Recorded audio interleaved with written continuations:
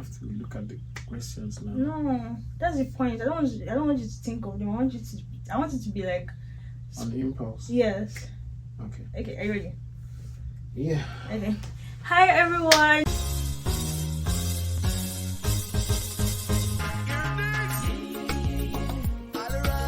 My name is Steph. If you're just finding me for the first time, welcome. If you've been here before, it's good to have you back.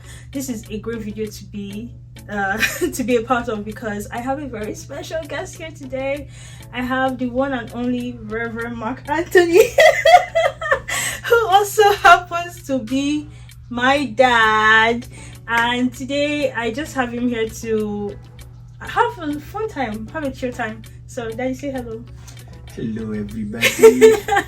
Okay, so today's video is going to, first of all, he hasn't seen any of these questions, so they are very impulsive. Like, his answers are going to be very impulsive and from his heart. He hasn't had time to think about anything, and it's just going to be chill. We're going to have a good time. Not so much, it's not intense, I promise. Okay. Okay, so today's video is going to be divided into 3 segments. There's going to be the first part, because I posted on my Instagram story asking people to ask us questions. I was like, I'm going to be filming a video with my dad if anyone has any questions, and I got a couple of questions, so we're going to be asking him that first. And then the second part is going to be basically unpopular opinions. So I'm going to say some things and then my dad is going to agree or disagree. I do like this. Right? Agree or disagree. So I'm going to say some sentences, and then he'll agree or disagree. And then finally, we're going to play How Well Do We Know Each Other. First of all, I already know that. Well, technically, it's How Well Do You Know Me? Okay. Okay, so we're going to start with the first segment. And the first question we have here is, what was your first reaction when you became a dad? Oh, amazing. Oh, okay. You're saying that because I'm sitting here. No, not actually. I was so overwhelmed, and I was so happy. Everyone could literally see that I was excited. It was awesome. First, I had an argument. It was going to be a boy. It was going to be a girl. My wife said it was going to be a boy. I said it was going to be a girl. I prefer the girl. But we didn't do any tests to see. We just trusted God. And when the baby came, at a point I started leaning towards, well, let me agree with my wife. She's one that is pregnant. Yeah. She wants a boy, fine. But when it turned out to be a girl, my goodness. Okay, so the second question is, what were the tough parts of raising me? I never had any difficulty in raising you because you were quite a pleasant child. You never gave me any troubles. I actually used to make your hair for you before you go to school by myself, Make my food. give you a bed, make you food. Actually, I was the one that actually woke up in the night to feed. So it's I was just excited to be a dad. It was pretty obvious that I was wanted by my dad, if that makes sense. Yeah. Overwanted. Even till now, like, because I believe that being a parent doesn't end even after 18. Because I'm 27 now, and I still call. I was driving the other day. And I mistakenly hit the hazard light, and I didn't know what was blinking. I called my dad all the way to ask him, Daddy, what's wrong with this? So I don't believe that like being a parent ends after the child becomes 18. So I feel that even now that I was wanted by my dad, I feel that every day. So the third question is, you're not the person who said this question, but I'll tell you after. Why are most dads, African dads, emotionally unavailable? You know what they mean? Like the street dad that is always like that the children go into the room when they come. That's being like emotionally unavailable. I wouldn't say most. Okay. Let's say some. Okay. I'm not that kind of a dad, and being a clergyman, I preach against it. My children should not hear my footstep and run under the table. I prefer that my children hear that their dad is home. They run out to come and embrace their dad. That's the most beautiful part of being a parent. So I wouldn't say most. I would say some. And it will not be. I don't think it's good enough for me to come home and not have my children come around me, or they're scared of me, or they wouldn't want to openly discuss things with me. I like to be friends with my children. That's just the bottom line. This is very funny because the person said, among my siblings, do you have a favorite? Fun fact. Oh. I'm the one and only. One and only. And another fun fact, my dad is also an only child. So he's an only child, I'm an only child too. So that's super fun. I can't answer that. So unfortunately, no comparison. That. But even if he did, I feel like even if I did have a sibling, like he would never have a favorite. Because the reason why I say so is because like, even if he did, he won't say it. Because, I may have. Yeah, but I never wouldn't say express it. I wouldn't show it. Yeah, I always used to ask him if he preferred if I was a boy, and he would always be like, no, like try not to put me down. Like I like the fact that you're a girl. And every time, like, oh my god, Bobs. But yes, okay. How has fatherhood been for you? Were you tired, sad, overwhelmed? Do you regret it? And not about when you became a dad, but like fatherhood, like the whole journey, like the ups and downs. Especially being a girl child, because I hear it's harder to raise girls. Even though I don't think that's true. No. I absolutely disagree. Okay. It's not harder to raise girls. I think the reason why some parents have problem with the girl child is because they are not friends with their children. If you are a friend to your child will open up to you. I remember Amaka going to school, and when somebody writes her a love letter, she would tell me, this person, and I said, what's he looking for? What's his problem? What would you change about parenting techniques? And I want to leave this to other question. So, like, if you could, what would you change about parenting techniques in general? But like, if you had someone that was becoming a new parent now, what advice would you give them? Like I always say, be friends with your children. Be open. Don't leave one life in the house and another life outside. That's one of the most that's one of the things that make children, quit going to church, hate their parents, because they see you say one thing outside and they see you live a different thing inside. So my advice to an upcoming parent would be transparent with your children. Everybody makes mistakes. If I make a mistake, I say I'm sorry. I did this. Nobody's perfect. And I think that just being friends with your children will be the perfect advice I would give. Do you think dating is harder now than in your time? No, it's easier now. You think so? We all have cell phones. Yeah, but do you think I believe that the illusion of choices makes people not want to commit? I don't know if that makes sense. Yeah. Like you always feel like there's something better out there, so there. You don't work for what is in front of you, which is a positive and a negative. Well, maybe from my perspective as an older person, I would think that it used to be harder for us when we were dating, because you didn't have the kind of privilege and freedom that you have now. You had to do corner love. If you liked a girl, you have to wait somewhere that you would. What's corner love? Corner love. That is love not everybody doesn't have to know. You go beside her house and just wait. Because there is no way to communicate. Yeah. Or you find one small boy and give him the letter or give him the money to go and give. So I think it's easier now than then. Also, is there anything I do that you don't like that drives you crazy? No. Nothing. Not at all. What of when I'm always asking you questions? You never ask a lot of questions. Unfortunately, I'm the apple of my father's eyes, so I can't see anything. Well, if there are, I'm not seeing it. I can't do no wrong. You can't do no wrong. Okay, so. But I need to say that I'm truly grateful to God that I have you as a daughter, because you have never actually given me cause for concern. You've never been a problematic child. I've never had to, pray and ask God to change this girl. Never. I'm always, my prayer for her is, God, just keep helping her. Let her be making progress. Let her, never. So, yeah. Nothing. And I like you the way you are. Oh, I like you too the way you are. What is your funniest memory of me as a child, and what's something I did that scared you as a child, or something that happened that scared you like when I was a child? Oh, my Funniest and scary. is it funniest? Funniest? I can't recall, but Okay. I recall a lovely memory. I was taking you to an outing.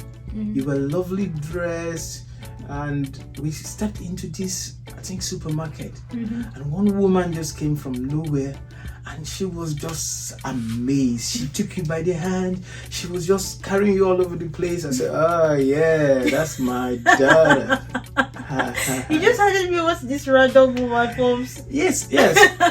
Random woman, never seen her before. She just saw you and just fell in love with you.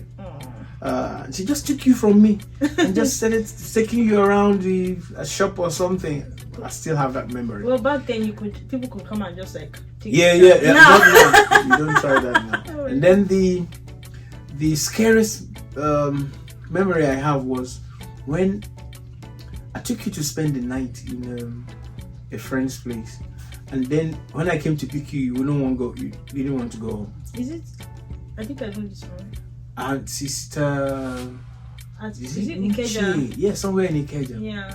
Oh God, why doesn't this girl want to go home? I do want to go because, like, kids, we're just free, having a good time. Yeah, it was a that better deep. atmosphere for you because you are the only child. You are the only one in the house. This so one I was playing with other children. It was like exactly, a face you me had and face other you kind of children. vibe. So there were kids playing in the compound. Final question: what is the time that you were right and I didn't listen? If you don't have one, I have one. I can't remember. Okay, I'll tell you a time my dad was right and I didn't listen. My dad has this thing where he always says, back up your files. Back up your files. So one time I sent my laptop, but I didn't back up my file. And he had bought me a hard drive. So one time I sent my laptop in for repairs, and I was applying for grad school at the time. And somehow, I don't know what the person was doing, my laptop got wiped. I remember I was crying and I was so sad. Now I went to my pops to go and cry, and next thing he told me was, well, you should have backed up your files like I told you to. And I was like, right message, but wrong time. So we're going to go to the next segment. Okay. And basically this is unpopular opinions, and then I'm going to read out a sentence, and then you give me either a thumbs up or a thumbs down, depending on if you agree with it or not. Okay. Okay? Awesome. Social media is ruining everything. Agree or disagree? You agree? How come? Social media has more negative influence on our youth than positive. In what sense? Contents that are available for everybody.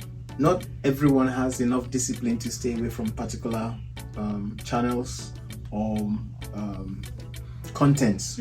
So it's ruining a lot of things. I wouldn't say everything. Yeah. A lot of things. And so there are more negatives about social media than we have positive. Yeah. But when you think of what people that social media has kind of helped, you're just talking about the person on TikTok, the boy that was crying, the meme that people like donated money for. Okay. Yeah. There's a lot of good, but I'm looking at in terms of societal good. It's as much as social media has helped a lot of people, social media has also destroyed a lot of people, because now you teach kids how they can outsmart people. The fraudulent people are using it to advance their fraudulence, and then those who are kind-hearted are using it also to make the society better. It's both ways, but because there is no control, that's where I say agree. Okay, weddings are a waste of money. Agree or disagree? It's neither here nor there. Okay. I would say cut your coat according to your size. Sure. Weddings are necessary because number one, it gives us a sense of responsibility. So if you can afford a wedding, why not? But if you can't, why would you want to kill yourself? I'm a clergyman. Come to me on Wednesday in my office. I'll wed you. Men shouldn't cry in public. Agree or disagree? If I'm hot, I'll cry. Okay. I don't bother who's watching. If I'm hot, I'll cry. I don't like. I'm not giving to pretense. You should live with your partner before marriage. Oh. My dad doesn't agree because Christian values don't support that. That's the summary of everything. In fact, if you take it even a step further, my pop does not believe in sex before marriage. Yes. African parents are too strict.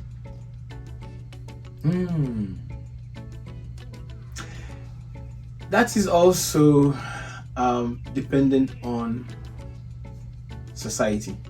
Okay. If you live in Nigeria, you can be a strict parent. Yeah. If you live in America, you can't be a strict parent. In Nigeria, in general, I felt like some of the, and I feel like a lot of people my age feel that, some of the corporal punishments that we received, and even your generation received growing up, that was no, it was not okay. There was no need for it. It was abusive. Some of them are outright abusive. Yes, I agree. Okay, so we're done with the second segment, and now we're going to be going to the third and final one. Okay. Now this one is called "How well do we know each other?" So I'm going to ask a question. My dad's going to write the answer, and then he's going to show his answer to you, and then I'll show my answer to you and see if it's the same thing. Okay. Oh, do you understand? Yep. Okay. So my first question is, what is my favorite meal? Well, when you used to live with me. Wait, I'm not done writing. Okay, what's your answer? Yeah, my egg. I also wrote yeah, my egg.